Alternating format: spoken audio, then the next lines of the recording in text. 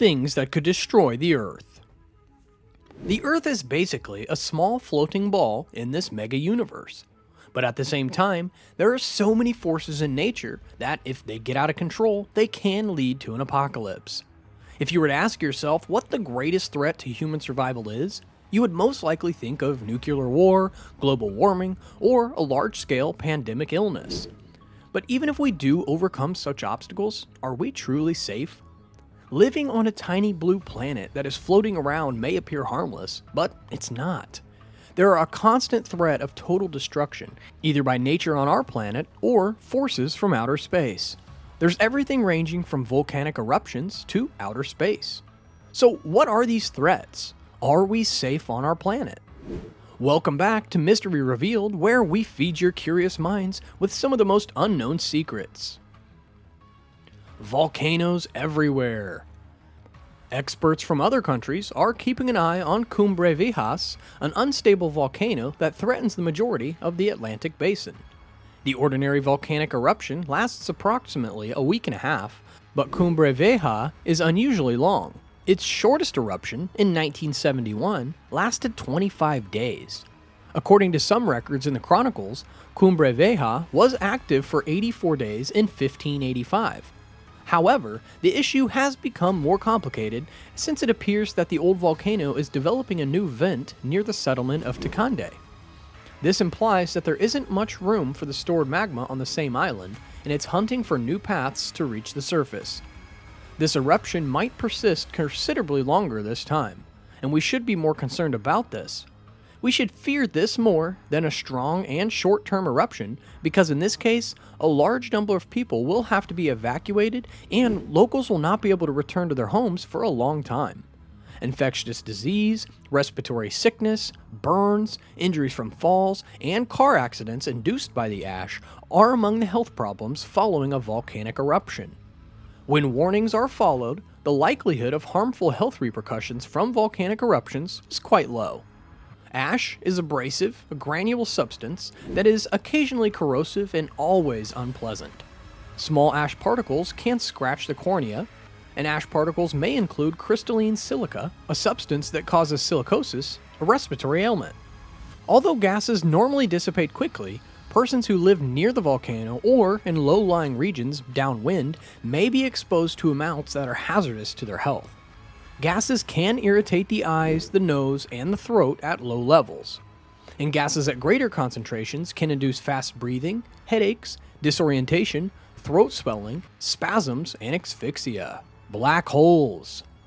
Black holes are the most powerful objects in the universe. Nothing, not even light, can escape the gravitational attraction of a black hole once it has passed in its event horizon. If the Earth were to fall into one, the concentrated bending of space would strain us thinner and thinner until our atoms are torn apart.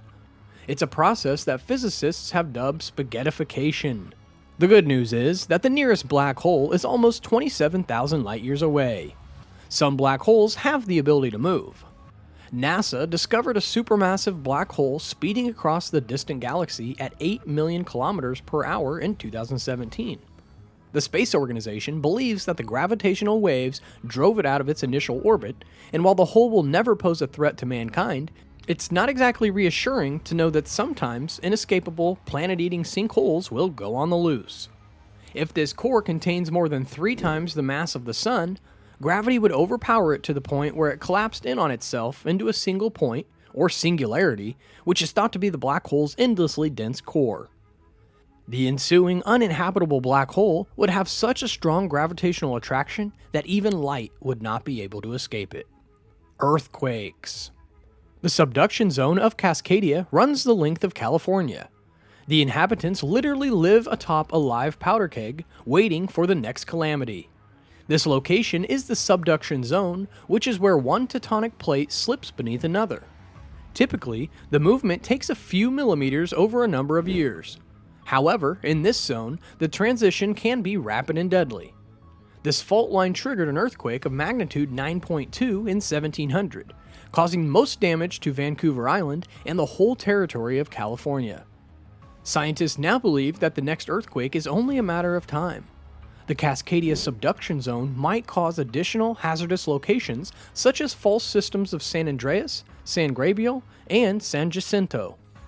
If the earthquake occurs again, humanity will have very little chance of repelling it in any manner, and preliminary estimates indicate that at least 1 million people will be forced to abandon their homes permanently.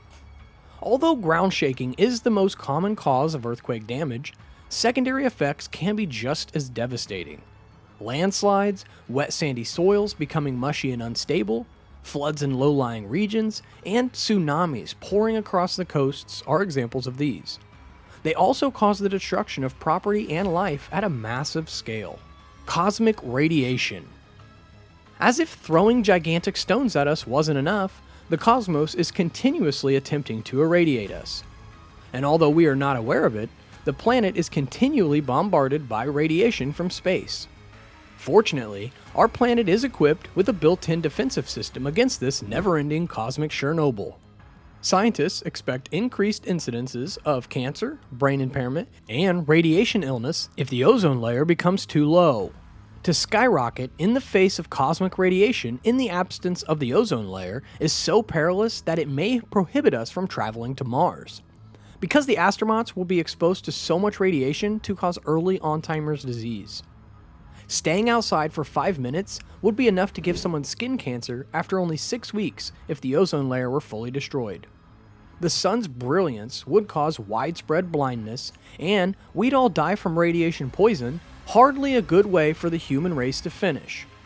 Beyond low Earth orbit, space radiation may put astronauts in danger of radiation sickness, as well as an increased lifelong risk of cancer, central nervous system impacts, and degenerative disorders.